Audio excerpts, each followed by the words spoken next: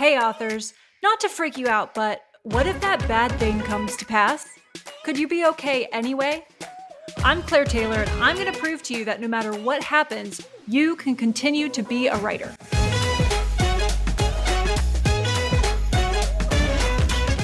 Welcome back to another episode of What If for Authors. I'm so glad you're here. My name's Claire Taylor, and I'm an Enneagram certified coach for authors as well as a humor and mystery writer. You can check out my latest book, Sustain Your Author Career, by going to ffs.media/sustain. Okay, so today's topic feels long overdue. We're only at episode 15, but it feels overdue. So I would guess that's because it's one of the most frequently discussed topics in the industry. Today we're talking about writing to market. That's right. Today's question we're going to explore is, what if I don't write to market? God, I have so much to say on this topic. So much. I'm really going to have to narrow it down so I don't spend all day talking your ear off about this. So I may not hit all of the points that I want to hit, but I'm going to go straight for the heart of it, I think. Let's get into asking the questions that not a lot of people are actually asking about this whole write to market thing. So if you're like, what if I don't write to market? What if I don't know what that means? Oh my gosh, will I ever have a career? I mean, spoiler alert, the answer is yes, that's fine. Right? That's kind of the point of this show. But let's start with what the hell it even means to write to market. There are all kinds of misconceptions about what writing to market means, and we each bring a lot of connotation to the word market. So it might be useful to look closer at what we're bringing to the conversation that doesn't necessarily exist in it organically. I want to be clear, first of all, nobody really knows what the market is, okay? There's never a clear definition. Just books that are selling? Like, what does that even mean? So let's take, for example, the genre of cozy mysteries, and let's just absolutely tear this apart, okay?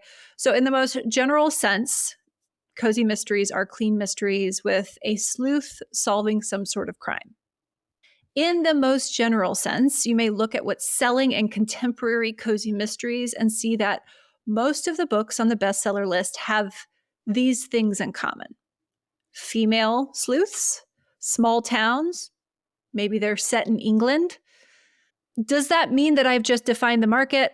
I don't think so. So commonalities between best-selling books doesn't mean that the books with those commonalities will become best-selling, or that a book even needs to have those commonalities to be a best-selling cozy mystery, right? Classic red herring.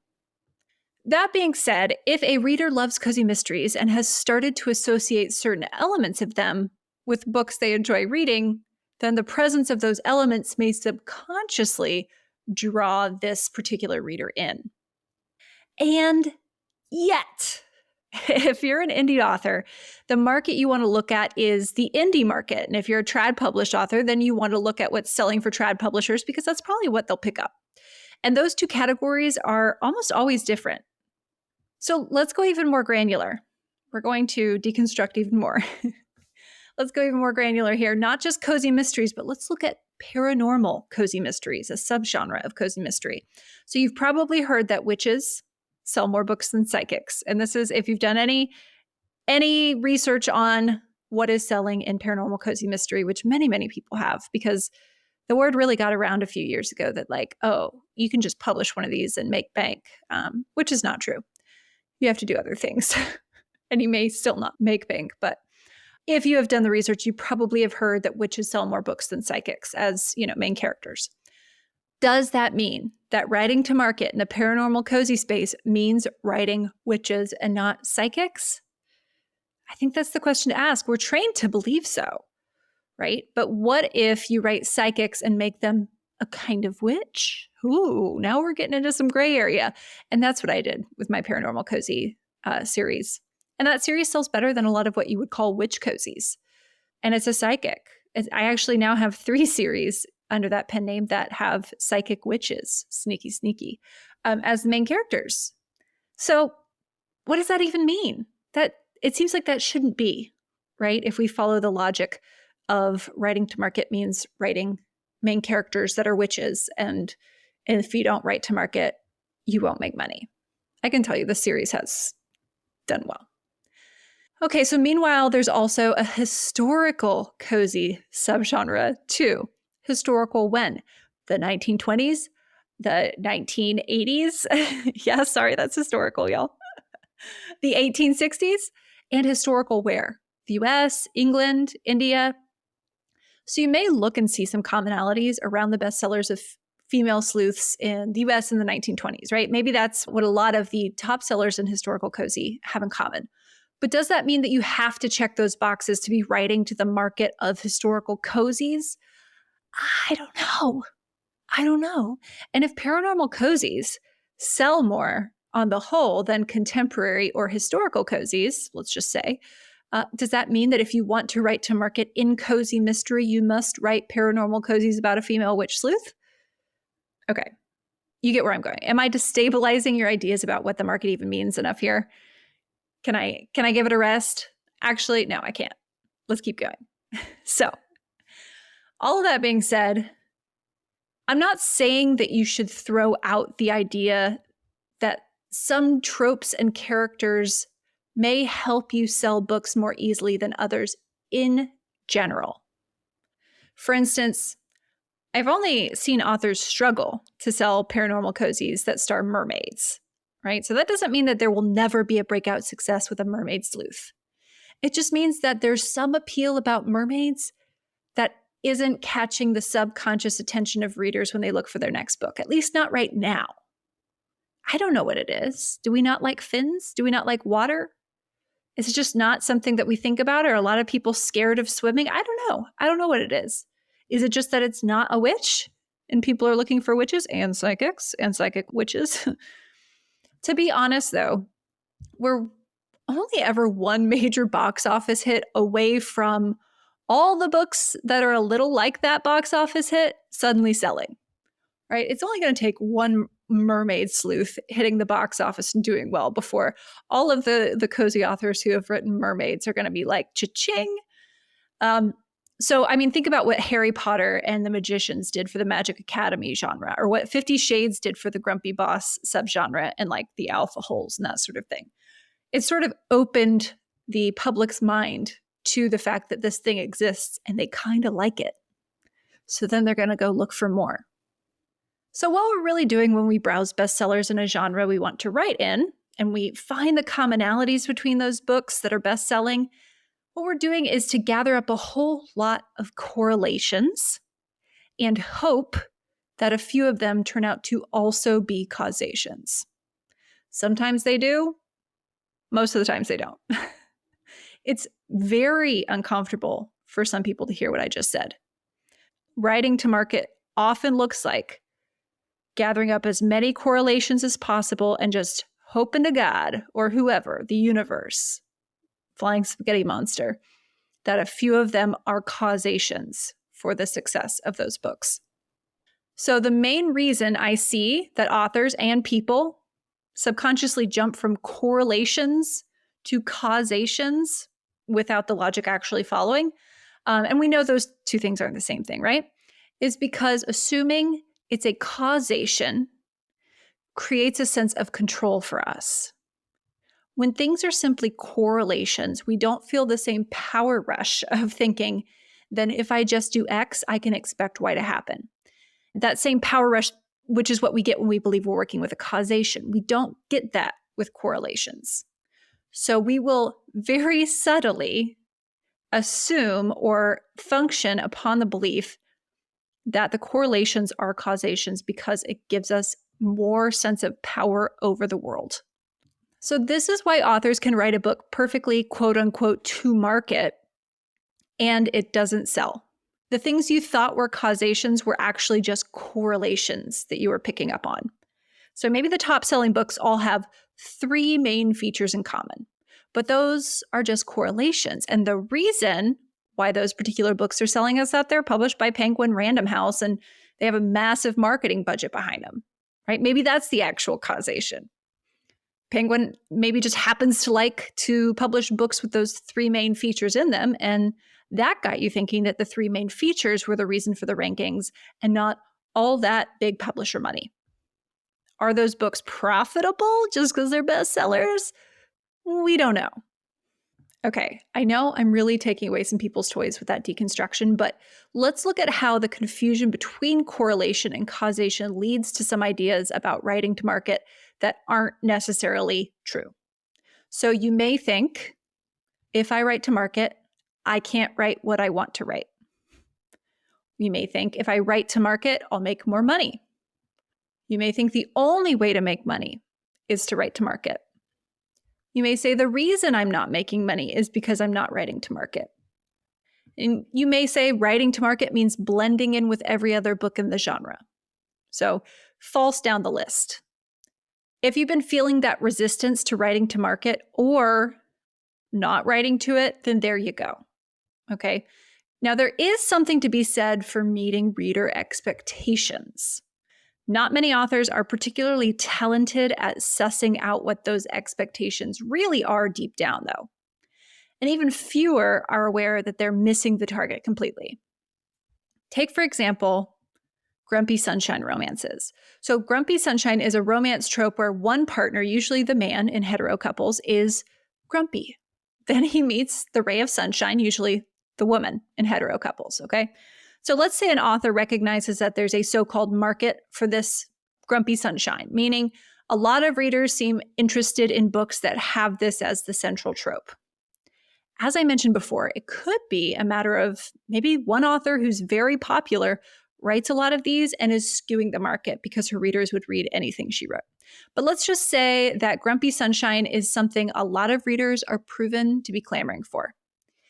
That doesn't mean that this author, this hypothetical author, really understands why. What is the psychology behind this appeal? If you jump into a space like this and you don't understand the underlying psychological appeal of the trope or the subgenre, it's entirely possible to write a grumpy sunshine pairing that does not, in fact, satisfy the reader's desire. So what is it that has these readers by the throat? Metaphorically. I have to specify that with romance. Is it watching the grumpy man slowly start to soften? Is that the appeal? Is it the friction between the man and the sunshiny woman? Do readers like it when she annoys him? Do they like it when he falls for her instantly and is fighting it? Is it both? What is at the heart of this? And, of course, you knew this was coming. What Enneagram types are they actually hungry to see in this dynamic? Is there a preference? Do they like more of the grumpy type 8 who is kind of a bully when he's grumpy? Or more of the 1 who has high standards for everyone and is grumpy because he's taken on too much responsibility for everyone? Or maybe a grumpy 5 who thinks everyone is acting irrationally and just wants to be kind of left alone to do what he needs to do? Which flavor of appeal is there? And are we looking at a sunshiny Enneagram 7 who just wants to have fun, or a 2 who always wants to care and nurture those around her, or maybe even a 3 who can never be held down and feels like there's always a good path forward? I belabor this point to show you that you can quote unquote write to market and still fail to meet the reader expectations. And also, readers are notoriously bad at explaining the appeal of the thing to them. They have no reason to know the language to describe the appeal. They just know what they like, and that's fine. That's their job, to just know what they like. However, if you market something as a rom-com and the couple doesn't end up together at the end, you're really stepping in it. And if you write a cozy mystery and forget to add in a mystery or fail to solve the mystery by the end of it, which I have seen happen, you're also stepping in it. So there are some bendable rules, but pretty firm rules for each genre insofar as what makes it that genre and not some other genre. So undermine these rules at your own risk. This is really where I start to put my foot down with authors I work with on story. If you want a lot of readers mad at you, like if you have an expensive and time-consuming punishment kink, then by all means, write a romance without a happily ever after or a happily for now ending. Go for it. If that's a story you absolutely must write, though, a lot of romance, but they don't end up together, they decide it's better not to, then maybe don't market it as romance. Unless you have that punishment kink, then go for it. But instead consider whether it would maybe fit into literary fiction or women's fiction instead. And I'm not telling you to write a different story. I'm telling you, once the story is written, decide the best way to convey it to the readers so that you are meeting their expectations, so that what they expect to find when they open the cover and look at that first page is what they get. So if you have a story that comes to you and doesn't quite fit into any of the genres you know about, that's okay. No need to panic here. So there might be an established genre for it that you just don't know about yet. Or maybe you can create your own. So paranormal women's fiction authors did this very intentionally through a group effort, right? And then there's romantasy as a recently sort of branded genre that's entered the parlance. Everyone knows romantasy now. Well, readers of romantasy know romantasy. And who knew fairy smut would be this big 10 years ago, right? So new genres do occasionally occur. And sometimes if you really want to put the effort into it, you can make it happen. So you can write the story how it wants to be written. But you're going to want to be extra savvy when it comes to marketing if you just write the story exactly as it comes out, right? And you just let it flow and you don't think about any of these marketing concerns. When it comes to marketing, you're going to have to be extra savvy. So don't market your book as something it's not. And if you find that you can't put words to what it is that you wrote, not even like a clear genre mashup comparison, then you're just going to learn real quick why people say stick to a genre, right? You're going to learn the lesson. They're trying to save you the frustration of trying to explain your book a million times over without having a clear shared definition to start with. So there is the option of a little bit of compromise to be had here that will save you the frustration in the long run of trying to explain what your book is, because you have to explain it to people before they even will consider buying it. So you could draft the book the way you want to draft it. Then try to describe it. Try to describe it as if you're telling the person who's meant to read it. Okay. If you can't really describe it, or if that description goes on and on and on, then maybe it's time to add some more familiar genre markers that won't affect the underlying message and feeling of the story, but will make your life easier by helping convey to the right readers what they can expect between the covers. And yes, this is a recommendation that I usually find myself making to type 4s, the individualists. If you're a type 4, I urge you to remember that the most creative people are those who can be creative within some constraints. That takes the most creativity.